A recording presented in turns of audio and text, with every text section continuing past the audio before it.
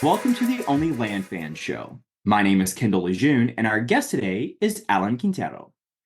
At just 22 years old, Alan Quintero has already made a name for himself by closing an impressive 130 plus land deals. His journey began under the guidance of a successful business mentor who recognized Alan's potential and taught him the ins and outs of the industry. Inspired by his early achievements and the lessons learned from his mentor, Allen has since launched his own thriving land investment business. His story is a testament to the power of combining hard work, strategic thinking, and the wisdom of those who have gone before us. Alan, thanks so much for joining us. How are you today? I'm doing great. I'm super glad to be here. I hope everybody can learn some stuff today. Yeah, we're super excited to hear all about your 130 land deals. So let's jump right in. Tell us, how did you get started in doing land deals? Yeah, so I guess obviously my real estate journey started when obviously a lot sooner than most people. I started when I was actually 17 years old. I was still in high school and I actually attended an event that Grant Cardone did in Houston. It was completely free and I actually was meeting some people, and that's pretty much how I got started into real estate. But as far as land goes, I probably fell into land sometime around 2019 or so, 2020. And I did it with my partner that I'm running with today. He was started with Brent Bowers' course. Great course for anybody out there looking for something to really get started in like the more rural land space. But we started with sending offer letters and offer postcards, and that's really what got us started in land.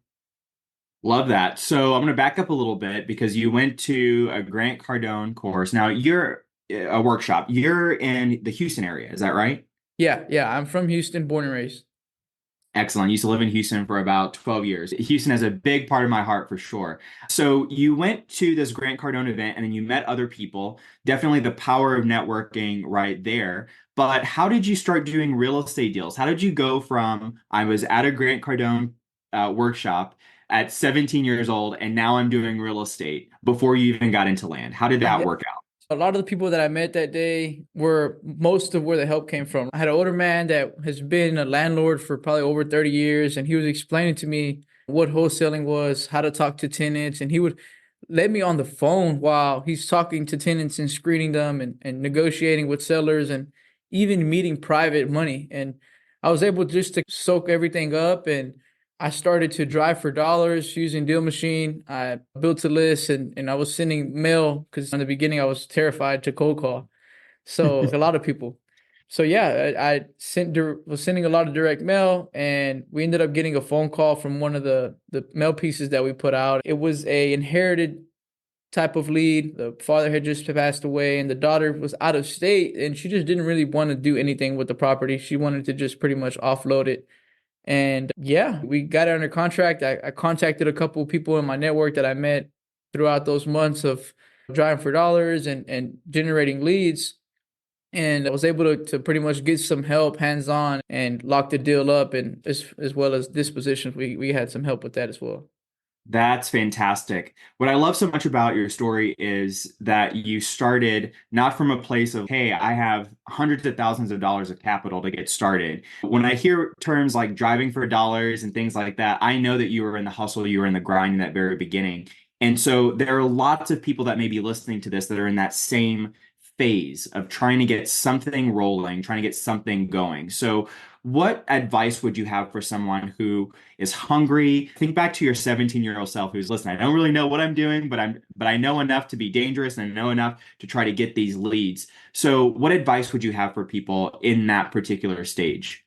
Yeah, if I was to go back to when I was 17 and to speed up the process to getting in front of deals, because obviously in the beginning it was a lot of trial and error and you go through a lot of stuff in order to even get that first real motivated seller lead, right? So what I would focus on is number one, determining if you have more time or if you have more money. If you have more money than you have time, I would invest in marketing right off the bat.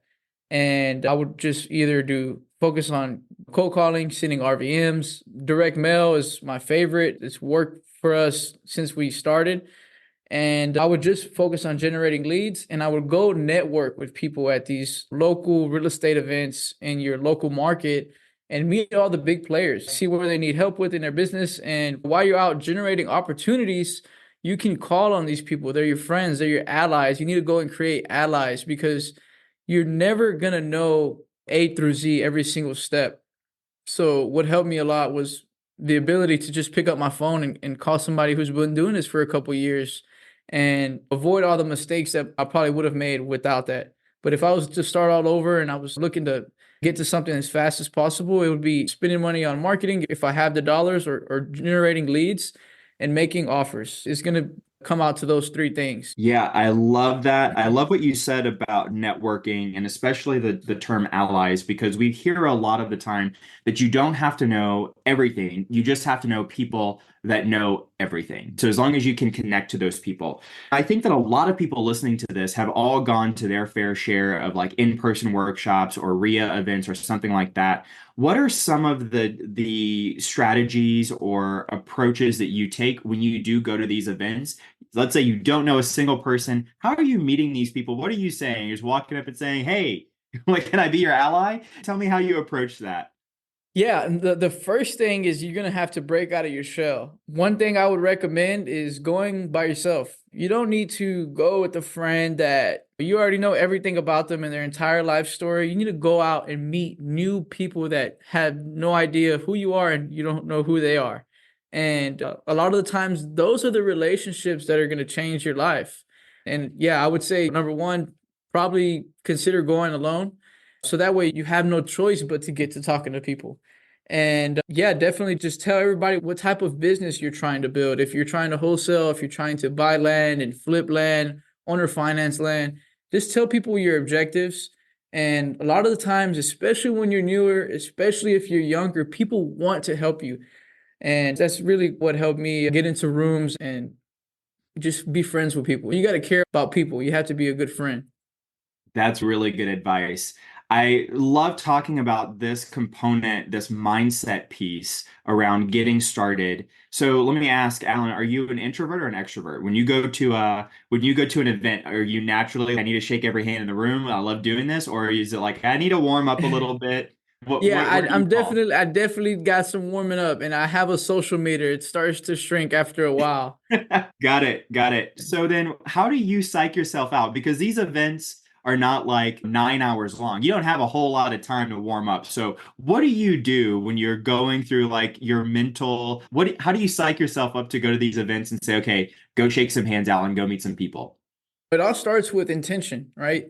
If you before you even leave the house to go to the event, you need to ask yourself, what am I trying to accomplish today? And I promise the universe just puts pieces together for you. Mm. And there's been situations where I'm working on a certain type of deal, or in the beginning when I was newer, and maybe I was just running into an obstacle that I couldn't figure out myself. I would go with the intentions to solve that issue, to move past that obstacle, and I would let people know that. And that's really helps.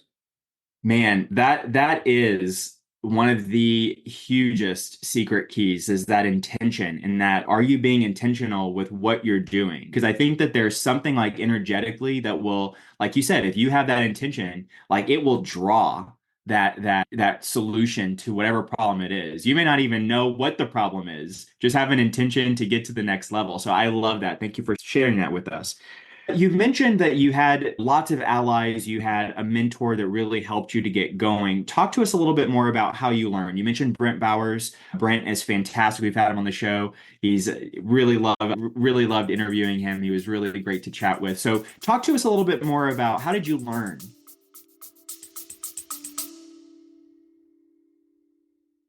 Hey, land fans, looking for your tribe of serious land investors?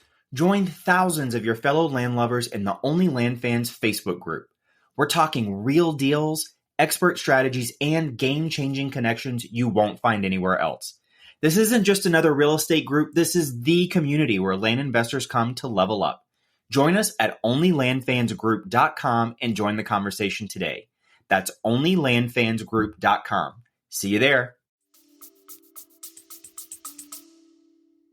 Really, where a lot of this all kind of came from, the whole like entrepreneur, maybe building your own business. It started from my first mentor that I was pretty much taught a bunch of business aspects around the age of 15.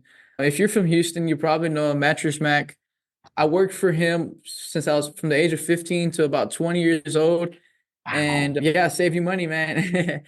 Really great man. He taught me so many things that even in the darkest times when I'm struggling, the stuff that he taught me is really what kind of keeps me chugging and moving to the next level. Because I've seen him firsthand overcome stuff that most people probably wouldn't have thought it was like over at that point. Definitely having allies, mentors, and getting into a relationship with them where they want to talk to you and they want to help you. When I was younger, obviously Max seen that I was doing everything that from picking up trash to moving heavy furniture, and he saw that I was willing to do whatever it took.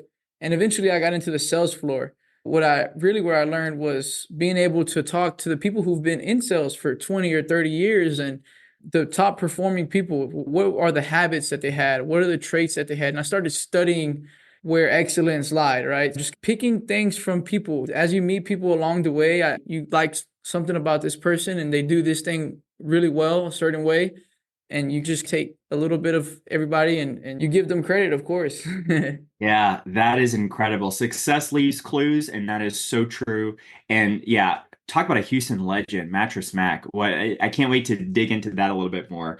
So let's jump back to your first land deal. So you did your very first deal. I'm assuming it was a non-land deal, that your very first real estate deal. Then how did you make the jump to land, and what did that look like? So before I made the jump to land, which is really interesting, and I'm pretty sure a lot of you guys that are newer are probably going through the same thing if you start with single family. 4 months in, I landed my first single family deal, and it was a gross profit of $45,000. And we split it amongst three people. I came home with 12, and everybody got their share. And I pretty much took that money and reinvested it to try and build a business around buying and flipping houses. And pretty much what happened is I spent most of my money over the course of maybe 6 to 8 months just buying lists and just trying different things. But I didn't find much success in houses. There was probably pieces of the puzzle that I was missing. But when I found land a year, maybe a year and a half later, after only doing one deal, it just felt a lot more, it made sense. So like I would look at the cost per contract average for houses was probably around $1,500 at the time to get one contract in marketing costs. And around the time when I got started in land, the cost per contract was around 300, $500 to get a deal. And it's about the same spread, right? So it just made sense to do this. So my first land deal, man, it's been so long ago. Let's try to think. This one, I remember probably came from offer letters because that's what we started with. And if you're just starting out offer letters, if you can get the pricing, it's an amazing strategy. We would send letters about 25, 30 cents on the dollar of what the property's worth. And we would get calls in either accepting them, negotiating a little bit, or maybe they're just not interested and they'll tell us to stop mailing them. All right. So if you could talk to us a little bit about what that first land deal looked like. Did you wholesale it? Did you get a lender to close on it and then you turned around and sold it? What did that look like? I want to say the first one we did, we also wholesaled it as well. And what we've seen that how much interest there was, right? Most of the time when you're running into land for the first time, you're probably like, I don't know if this is worth anything. I don't know if anybody would want to buy this. And that's how we felt. But after all the inquiries and the offers that we received, we're like, okay, there's plenty of demand for something like this. Yeah, coming from the single family house space, I'm sure you're like, wait a minute, I don't have to go walk the property. I don't have to estimate repairs. I don't have to schedule walkthroughs. I don't have to talk to sellers like in person. Like this is insane, right? Yeah, So exactly. talk to us a little bit about what does your current business model look like? What types of land deals are you currently specializing in? Yeah, so today I'm going to say we have about 6 or 7 people on the team. 5 are in person, and we have a team of VAs, cold calling, and one admin. And pretty much the properties that we're targeting are mainly on the outskirts of major cities in Houston, Texas. So Houston, targeting some of Dallas and San Antonio. And we're really looking for properties anywhere from 2 acres to 30 acres for our normal kind of flip. We also offer owner financing on select properties depending on the price we're able to pick them up at. And when it comes to the bigger properties that are either more acreage, 50 acres to maybe 300 acres, I'm taking those and partnering with other professional land developers and people who are in the same field. Excellent. So are you now still wholesaling, double closing, using lenders, using private money? How are you To, structuring these deals? yeah, so today, most of the deals we'll do, we'll try to assign it if we're direct with seller. If we find a great deal, and so pretty much the way our process works is anytime we get a deal and it's direct to seller, our immediate thing is to just see what type of offers we can collect during our due diligence period. If we can get something and it's profitable and it's shortens our conversion cycle without having to put out more cash, most of the time it's way more worth it to just assign it than actually close on it and have your money tied up for maybe 90 days, 120 days, depending on how long it takes to close. A lot of the times we make more assigning it, to be honest with you. Yeah, you're not having to deal with, especially if you pass on the closing costs and things like that to the end buyer, and that's not coming out of your pocket. That's fantastic. So, what were some of the biggest challenges that you found when you first started doing land deals? I want to say in the beginning, it was probably a little bit more of finding good properties that had demand in great areas. What we were running to in the beginning was pretty much finding properties that we're in the outskirts of a major city in Houston or Texas, and they might be lower price points. So your margin wasn't very big. It might only be worth 8 to 15,000. And it's hard to make money whenever the seller wants a certain price and the buyer might want somewhat of a discount. So it was very small margins. And we just started altering things little by little, and that's how we ended up to the model we're at today. Excellent. So let's dig into some nuts and bolts. Talk to us a little bit about what criteria do you look for whenever you are choosing an asset class, a type of land deal. So you've mentioned that you're between 2 to 30 acres, sometimes more, right? But can you talk to us a little bit more about what types of deal criteria do you go after? The deal criteria is mainly going to be anywhere from 30 to 55 minutes outside the major cities. And we want them to be affordable, right? Like a lot of the times there might be some areas that have a higher price per acre and it just shortens your buyer pool. There might be some margin there to make. It might be worth taking a stab at it. But as far as like our normal base hits, we want to keep the purchase price probably under 200,000 for sure. And like I said, 30 to 55 minutes, stay in that price range. And as far as size, typically doesn't make too much of a difference, but we're mainly looking at those things.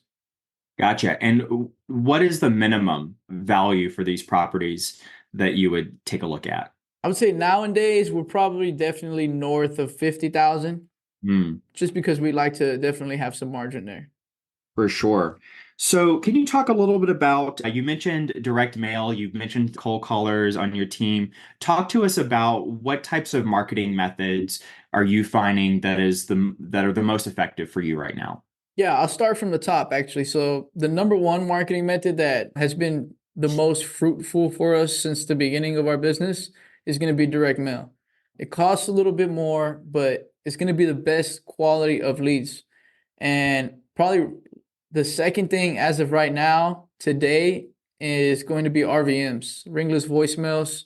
So we're able to reach out to thousands of people and we drop a pre-recorded voicemail, pretty generic, saying, "Hey, I noticed you own some land in this county. Give me a call back. I have a couple questions about it." And the reason I like RVMs is because it's in the middle between direct mail type of quality and the quantity of maybe cold call leads. Because there's a lot of people that are going to be calling back. And the thing is, they have to pick up their phone, they have to listen to that voicemail, and they have to call you back. So that's why it's in between the two. And last, I would say cold call. Cold call, you definitely have to have some time to put towards it.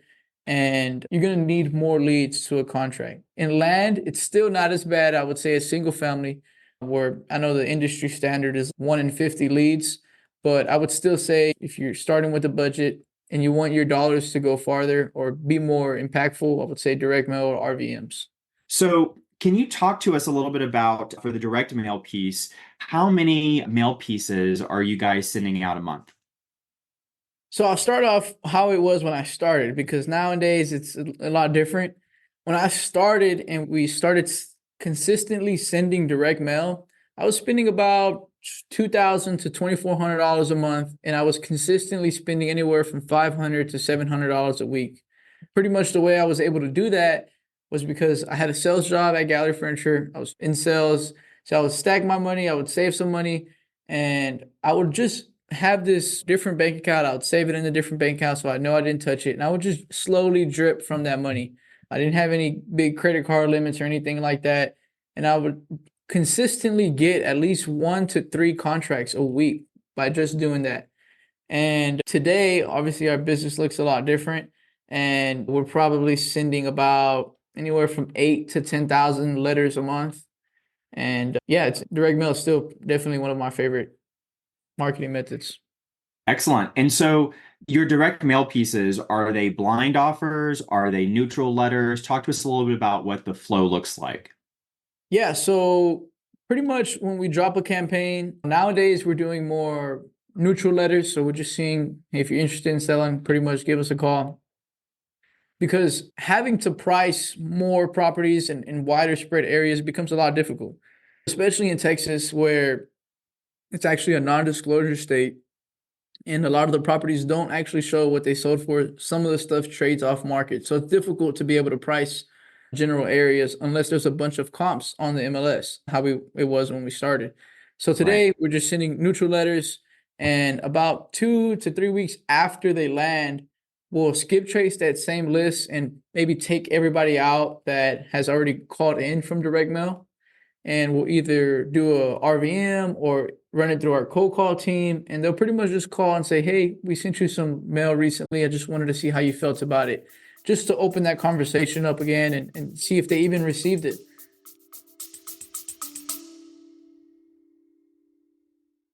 Listen up, land fans. This is huge.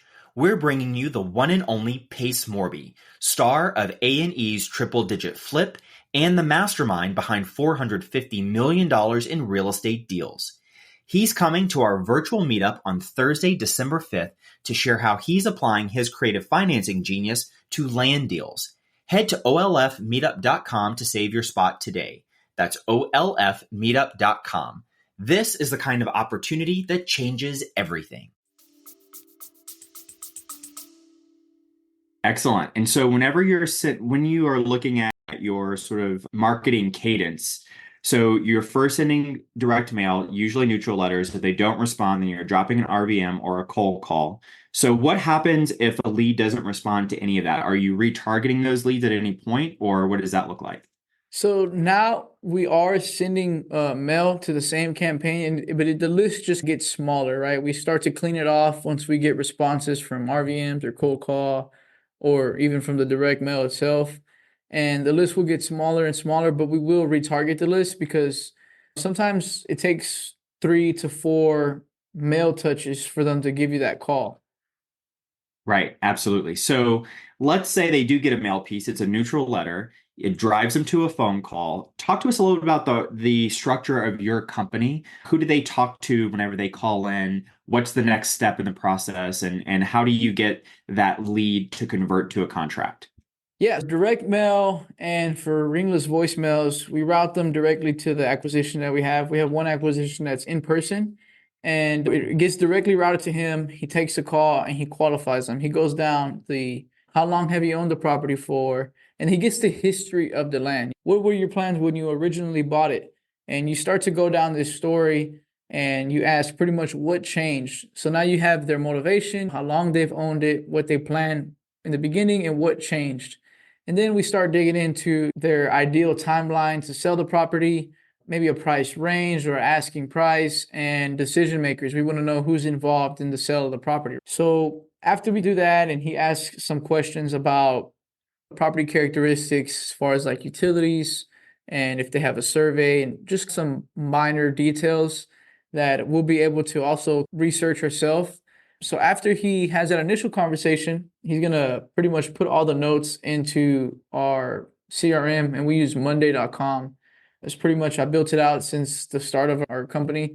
And that then goes over to from the new leads group down to the due diligence group. And I'm always in the due diligence group, underwriting deals, putting together maybe 2 or 3 offers on each lead that we like the property on.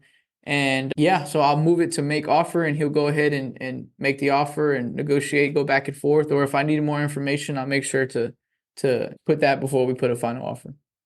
Really good. So I always like asking this question to people who got their start in single family houses and that are now doing land. I came from the single family house background as well. I had a wholesale business for about 8 or 9 years in Houston.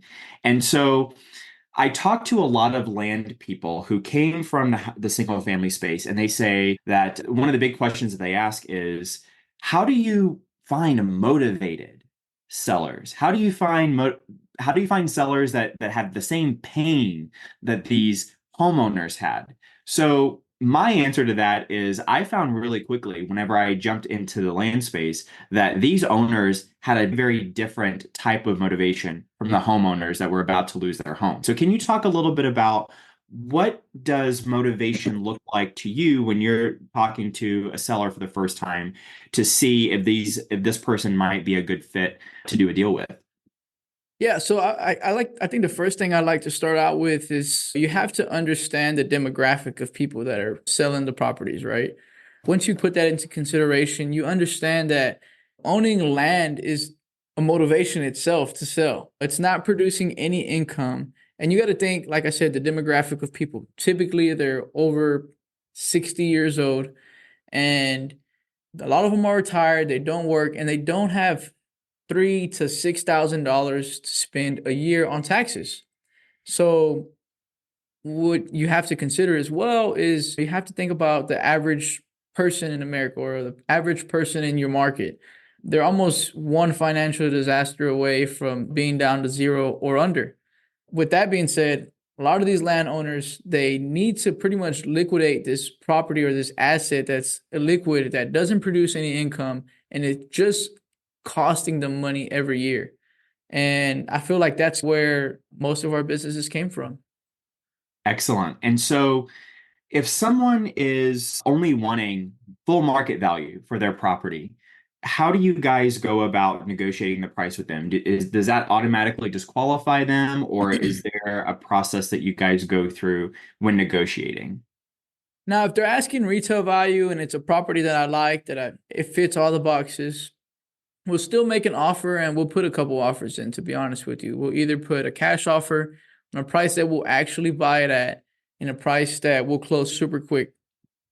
Now, if that's too low for them, which, if they're asking retail, it probably is, we'll offer maybe seller finance offers. We'll come up with something creative. We're not locking up tons of deal on the acquisition side for seller finance, but they do happen and they do solve the problem for the seller to get as much as they can for the land. A lot of the time, they bought these properties for pretty much nothing. For them just to recoup that down payment might be the whole price that they purchased the land for sometimes.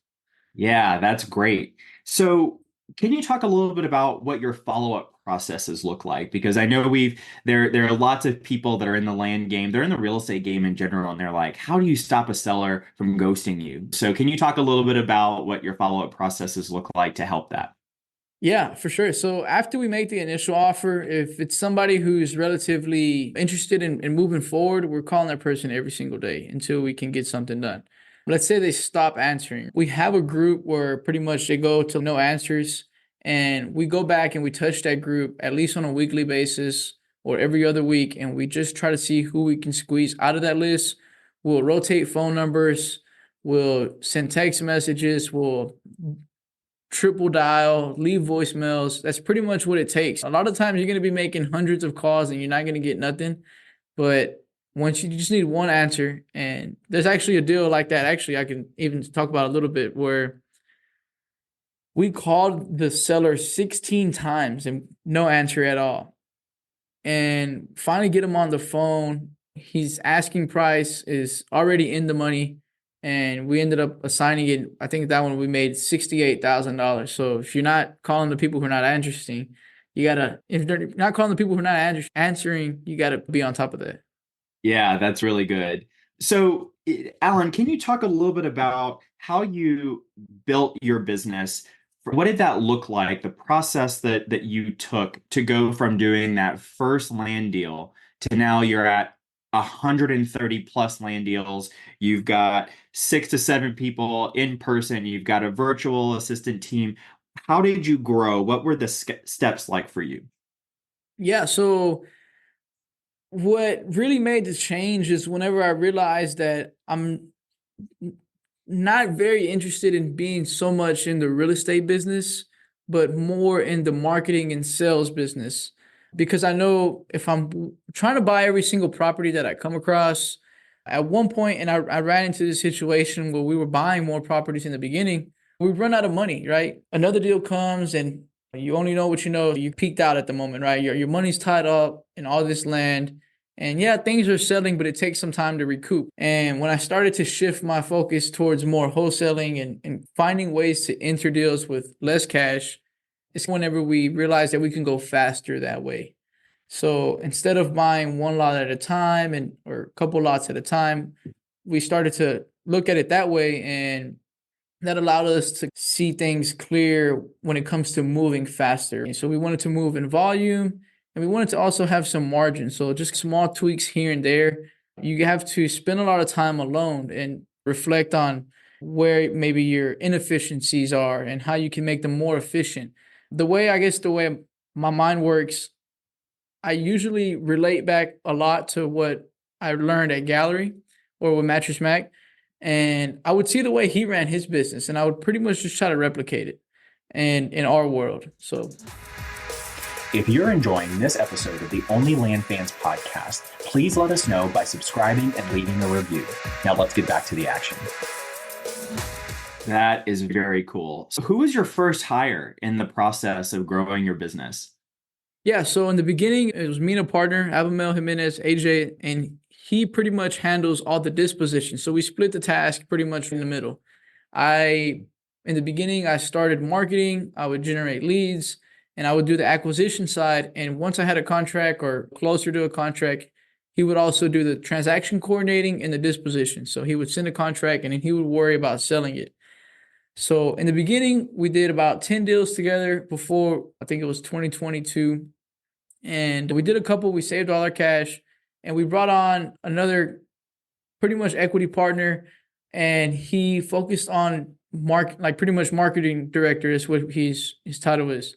So he makes sure that leads are always coming in. And that's when we realized that's what the lifeline of this business is. That's great. And so for those of us who are listening that may have questions about, well, what does an equity partner look like and how did you find this person? Can you talk a little bit about that structure? How did you find him and what was the agreement in terms of what he brought to the table and what he would be getting out of it? Yeah, for sure. So in the beginning, obviously, it was only three of us. So he was more hands-on in other parts as well, even acquisitions. So he was helping with acquisitions. But I grew up with him. I knew he had some marketing experience. I knew he was disciplined and he can see the vision and wait things through. And in the beginning, he would get paid on each deal that he would lock up. And then he just started getting a piece of each deal. Now, you got to understand too that without leads, there is no business. So whenever we switched to that, it incentivized him to make our marketing more efficient and make our dollars go farther because we wanted to obviously make as much as we can with what we had working with. Yeah, that's a really cool insight. So you mentioned dispositions. Let's jump over to the dispositions department for a minute. Talk to us about what does your disposition process look like? How are you finding buyers for these wholesale deals? So we have a pyramid, I guess you would say, right? So at the top, we're going to go and blast out deals to the fastest way into the most people. That's how we start at the top. And then we start going down the bottom to where it's more targeted people and it takes a little bit more time to get in front of them. So at the top of the list is going to be our email campaign. Now we have about maybe close to 20,000 people in there, and they're specifically looking for land. So anytime we have a conversation with somebody, we collect their email and make sure we have them in our constant contact. And are you able to hear me still? I just realized the lady started. Okay, cool. Yeah, you're good. Okay, yeah. Starts with the email campaigns. And then after that, we'll probably hit Facebook and throw it in Facebook a little bit. Facebook works fine. I just feel like it's obviously it's going to take more leads to get somebody when it comes to Facebook. Our email campaign, we have really high intent people that call in, and we have them call in as well, not like email back or anything like that. We want to talk to them live. And as we go down the list, we have some campaigns where we like kind of text blast people in our CRM. So we'll pull everybody who's maybe looking for something similar to this, and we'll go ahead and send them a text blast, and we'll go down even further, and we'll start to skip trace entities, skip trace buyers who recently purchased within that same area. And a lot of times we'll sell deals that way. And last, we'll probably end up putting bandit signs. Sell so many pieces of land, it's insane. We used to have lands.com, we had all these investor lift, we had all these fancy softwares, and they're great. But for the land model, I feel building an email campaign, building CRM relationship buyers, and bandit signs are probably the top three things to do. Love that. So when you say Facebook, do you mean Facebook Marketplace? Are you posting them in Facebook land investor groups?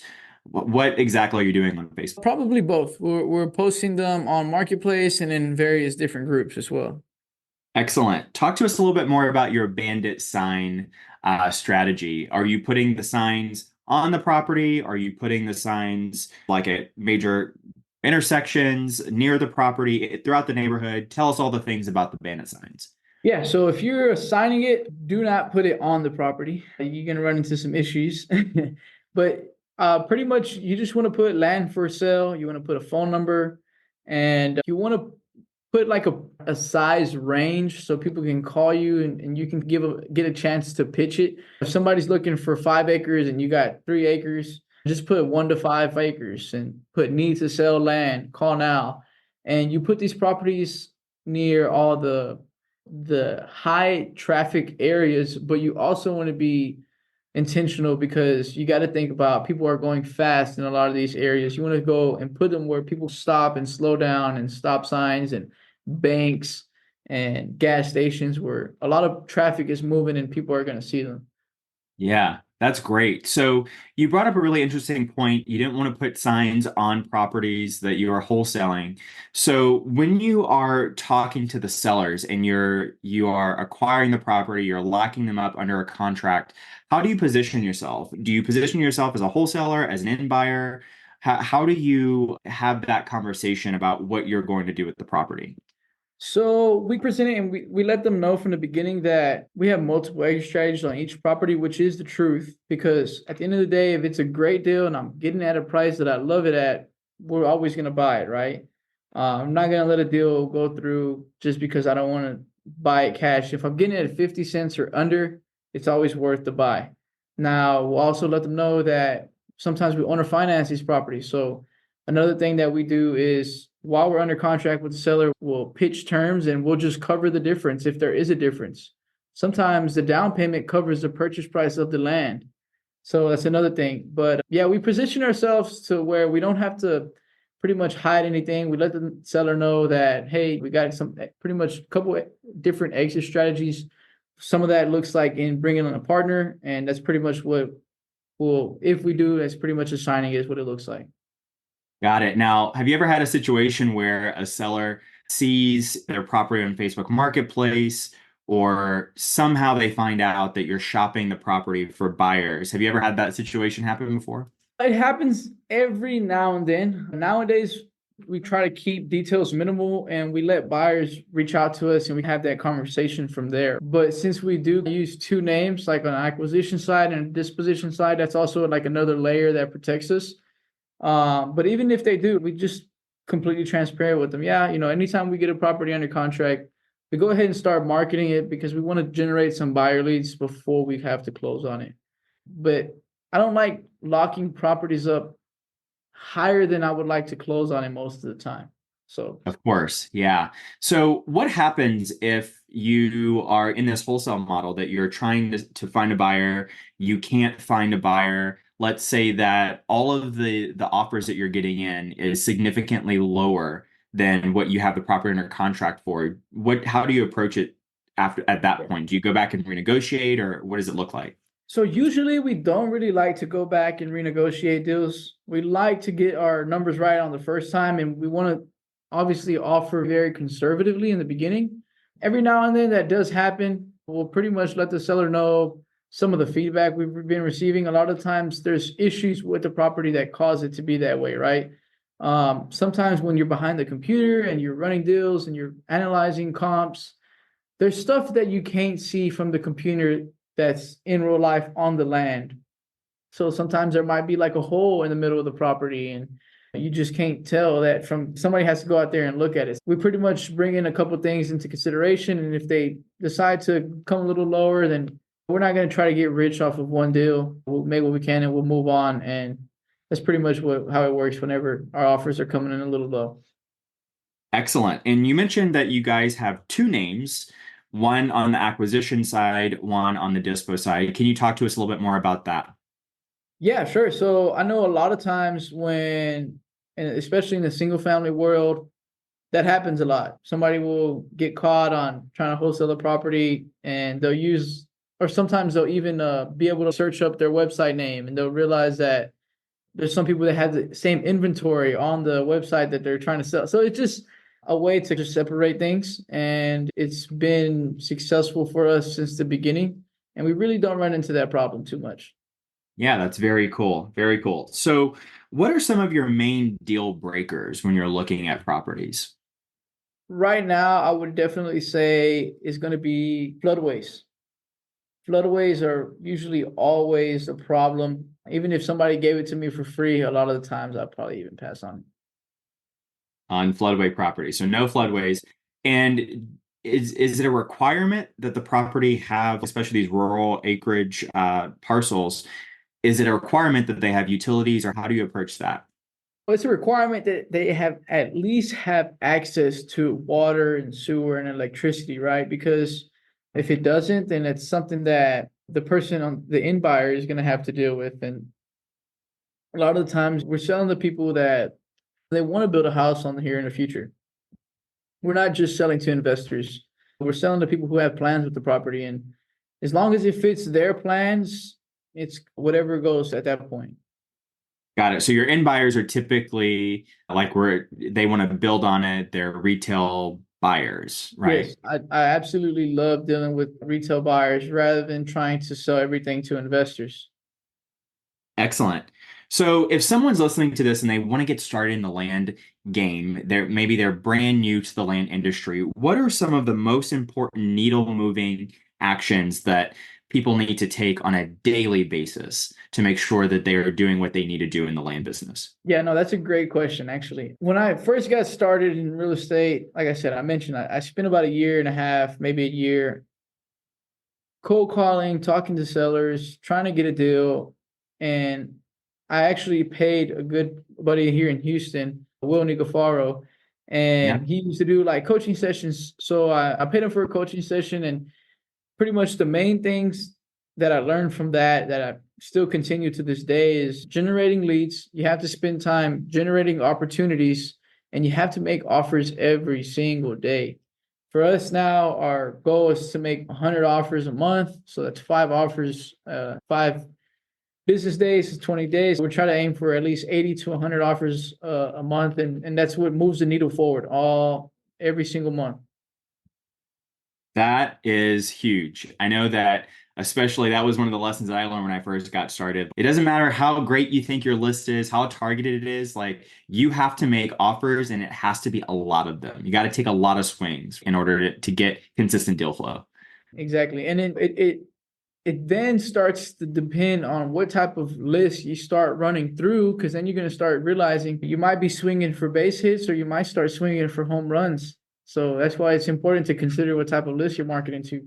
Yeah, that's a really good point. Let's dig into that a little bit more. So, are you guys making offers on every single lead if they have said they are interested? Let's say that you talk to a seller, they say they're interested in selling, but they've already indicated that they want way more than what you're able to do as an investor. It really won't even work as a seller finance deal. Are you still going to make an offer on that property regardless? or are you just going to move on? It depends how off it is. If they're like double the value of what I could even sell it for, it's I wouldn't even consider it a lead at that point. But if they're maybe 10-20% above retail, we'll still just tell them a range that we'll be in, because you don't want to give them an offer. A lot of times, if they're stuck that high, they're going to take it offensive. And it's just better to give them a range. Hey, if something changes, no hard feelings, just call me back. Yeah, but that still counts as an offer, right? Yeah, Because yeah, we don't really know what their true motivation is. Some people just feel like, oh, I just need to be high because that's what you do in negotiation. But in yeah. reality, they'll really sell for much lower. You have to just make the offer. Yeah, you'd be surprised sometimes. You'd be so surprised. Sometimes they come in the call starting off so aggressive that I won't take a dollar less than this. And you just put that number on them and they'll start to simmer and think about it a little bit. Yeah, that right there is gold advice right there. I think it is so important to not prejudge leads based on what you would personally pay for the land or whatever it is. That has nothing to do with any of it. It's all about what that seller needs and then just give them an offer and see what happens. Yeah, exactly. And I know you mentioned earlier if we're putting offers on everything or every lead that comes through the CRM, and I would say absolutely not. I probably pass on about 30% of the leads that come through. And whether that be because the price range in the area is too low and there's not enough margin there, or if it's in a floodway, if there's pipelines going all through the property, you have to consider we're looking for good properties or great properties in great locations with great demand at a great price. So if it fits more than half of those things, it's a deal and we're head on tackling it down. Yeah, that's really great advice. And what I also heard out of that is you're not making offers on 30%, but you are making offers on 70%. And of those 70%, how many are just like out of the gate, you can tell this is a slam dunk before you even make an offer? I would probably say it's a smaller number. It's a smaller Yeah, percentage it's not for as sure. apparent, right? It's Yeah, not as because apparent. I would probably say, let's say we had 100% total, right? 30% we're passing on them. And I would say another 40% is probably asking above retail, 30 to 40%. And then the rest, those are the warmer leads. Got And it. yeah, those are the ones where you just got to offer just a little lower. You're not too far off. Yeah. Now those 30 to 40% that want retail, you're still offering on that, right? Yeah, because we'll still Yeah. be able to convert something there. And if even if we don't get it today, it goes in the follow-up and they might not be ready to sell today, but even this week, we're talking to people that we spoke in December and November of last year, and they're finally ready to move forward at the price we feel comfortable with. Yeah. That is huge. That is huge. I've seen so many people throw away so many leads because they're like, oh, they want retail. I'm not even going to make them an offer. And it's, oh, you're leaving so many deals just on the vine. Yes. The thing is, people have to understand that life changes and it changes quickly. So 6 months ago, they might have been in a different position. And 6 months ago, or 6 months ago today, fast forward, things happen, things change. You got to be able to follow up. That's what makes the biggest difference in maximizing on all the leads that you're generating. 1,000% could not agree with you more. Really good advice. What do you consider to be the biggest challenge in the land business? The biggest challenge in the land business for most people is probably going to be more on the disposition side. People are going to lock up deals, and sometimes they're not putting them in front of the right people or the right type of buyer. It goes back to the story or the saying, if anybody's ever heard about it, but if like a farmer has a tract of land that's 100 acres and he's trying to sell it, he's shopping it to a couple people, and he gets an offer for 500,000, maybe in payments by another fellow farmer, right? So that's where that farmer will pay, where it makes sense for him to operate his business and make a nice profit, because obviously he's in business and he has to make money. Everybody's in business. They have to make money. And he shops it to maybe to somebody else who's a developer who's going to put 300 townhomes here, and he's maybe offering $2 million more than this farmer guy. So it's just, you got to think about who you're putting these deals in front of and put it in front of the right person, and you get the price that you're looking for. That's really good. What is something that no one or very few people are talking about in the land industry that you think we should be talking about right now? Notes, the power of owner finance notes. just earlier this year is when we realized that whenever we sell a property on owner finance, we don't have to cover the big bulk difference and only take payments, right? We can sell that note, that promissory note at a discount and cash out and walk away with your profit up front. So for anybody who, who's newer to this part or who hasn't been exposed to this part of the land game, I can give a little bit of a deal breakdown as well, right? Earlier this year, we had a property under contract for $55,000. It was north of Houston, and we tried to sell it for cash.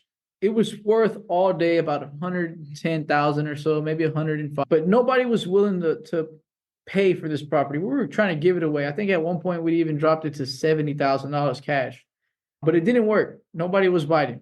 So what we did was then we offered owner finance terms. So we said, hey, if you want to buy this for 110 with 20% down, we'll entertain any offers like that. Now, mind you, we have the property under contract for 55. 20% of 110 is, I don't know, $2,200 or something like that. So we still would have had a difference of $33,000 that we had to cover the difference of. So we ended up going under contract with the buyer, and we negotiated a little bit back and forth. And we created pretty much a win scenario where the buyer was able to finance the property. He put $25,000 down, and we sold the balance or the promissory note of what he owed us. Because when you create an owner finance note, pretty much you have this piece of paper and it says a promissory, and it means I owe you, and these are the terms.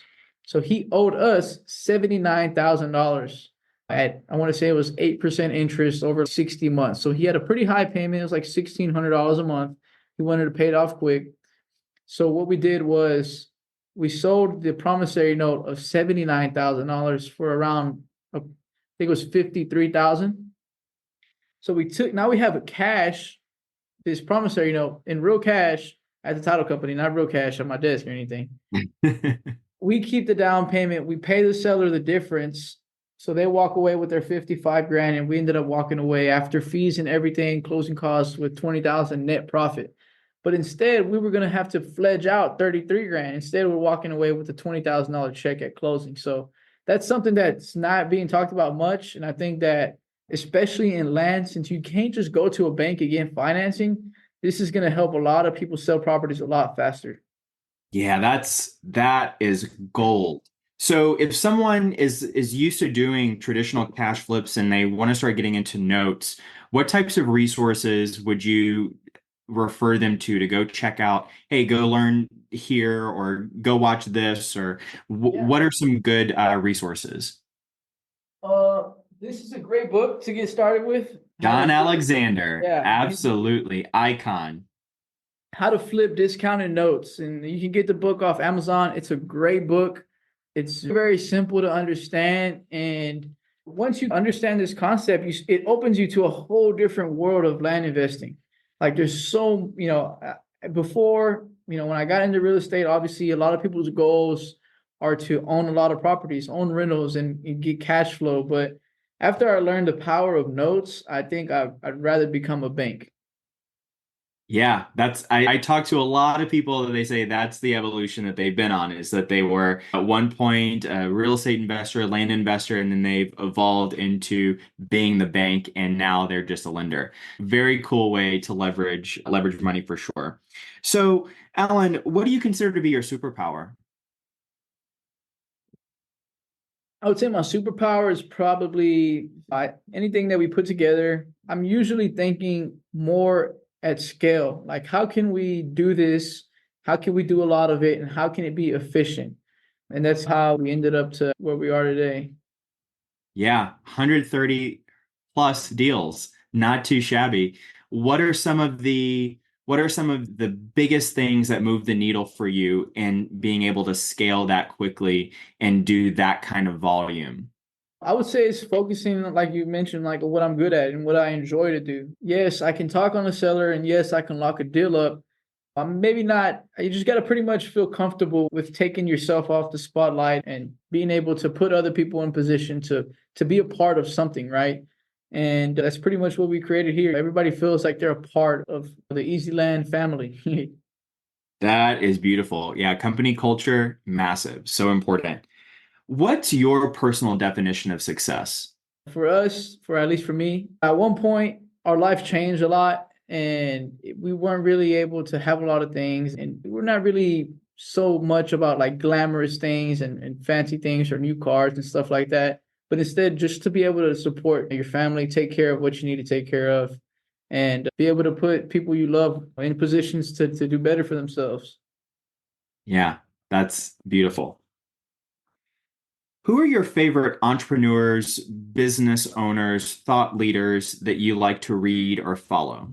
I would put number one on that list is going to be Mattress Mac. I learned a million and one things from that man, and just seeing him run his business hands on. And he's 70 plus years old now, and 7 days a week. He used to tell me, "I wake up earlier than you, and I sleep later than you. You're gonna have to catch up, young man." That's so good. That's so good. So, what would you say are some of the biggest lessons that you learned from Mattress Mac that you have used in your own business and life? I would say it comes down to those moments where it feels like it's the final quarter and you're behind a couple points. In that world, it was like maybe the last day that you're working and you're behind on your sales quota. But pretty much what he taught me and what he would always say all day on the microphone and to us in person is just keep swinging. It's just fall seven, rise eight. And you start to understand that if you keep swinging, you're always going to hit. It's the people who give up that don't get much farther. But if you just keep chugging along, it's success is just bound to meet you halfway at least. Yeah, that is really good. That is really good. So, what's the biggest surprise you've had so far on your journey in the land industry? I think realizing that how much bigger this thing can grow.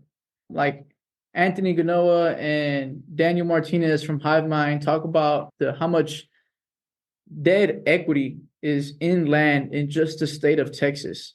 And it's just there's so much opportunity. There's really enough for everybody to get a piece. Yeah, that's great. Hive Mind guys, fantastic, fantastic people for sure.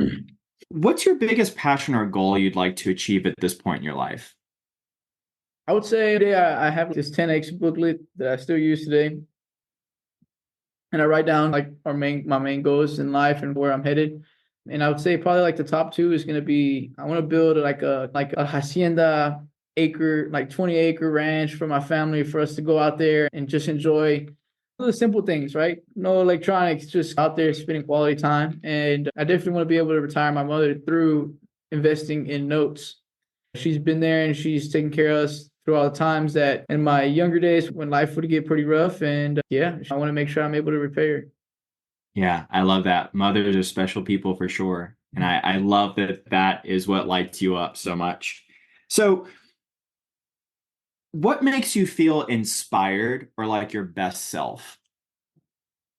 Inspired for my best self. I would say because I understand that I am young. I understand that if I just keep working on myself every single day, I get 1% better. I change small habits here and there. I understand that there's a probably everything I want on the other side of change.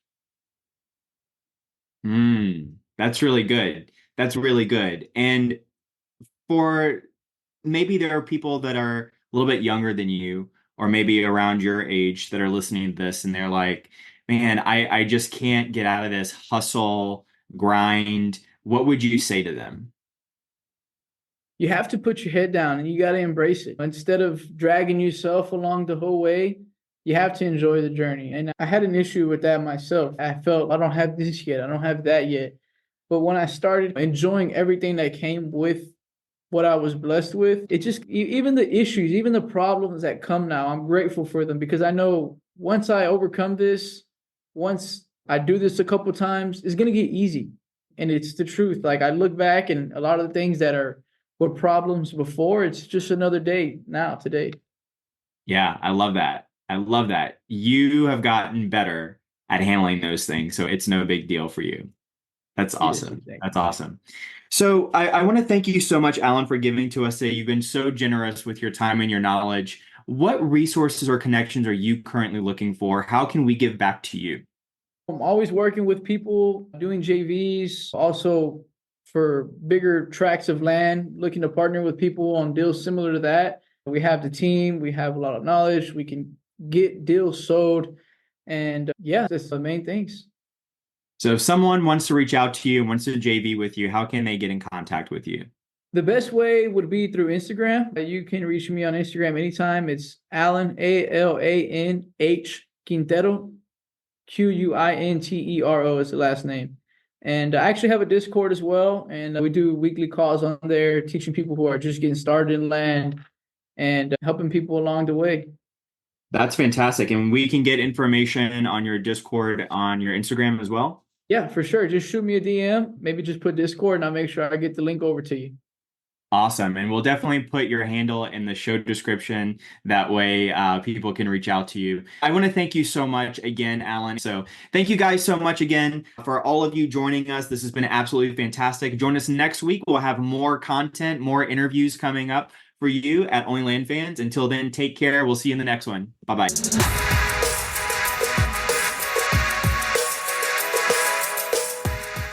If you're interested in hearing from other seven-figure land flippers about how they've started and run their businesses, then join us at onlylandfans.com. Looking forward to seeing you there.